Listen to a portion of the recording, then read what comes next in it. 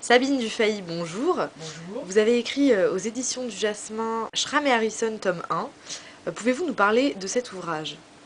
Voilà comment ça s'est passé. Je suis auteur pour enfants et j'ai hérité de mon arrière-grand-mère une boule de cristal et de ses dons de voyance, malheureusement.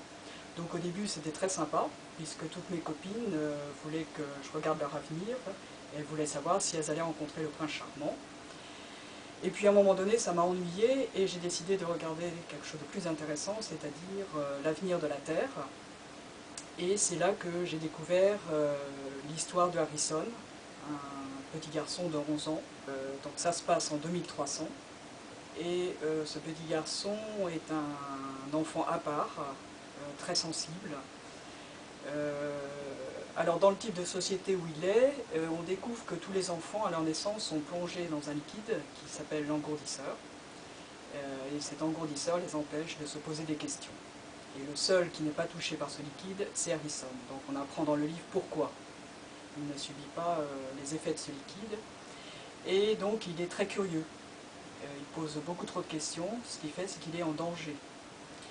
Il est élevé par un père extrêmement dur, et sa mère a disparu quand il était tout petit, et Harrison est blessé, et il veut savoir ce qu'est devenu sa mère.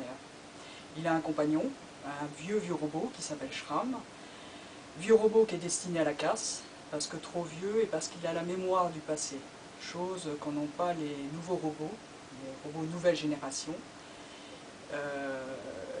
Et comme tous les robots, ou les vieux robots ont été détruits, il n'y a plus cette mémoire du passé. Or, Schramm, du coup, a la capacité de répondre aux questions de garçon. Comme Harrison a l'étoffe d'un héros, on peut imaginer avec le courage qu'il a, qu'il va pouvoir se battre et peut-être avoir les réponses à ces questions.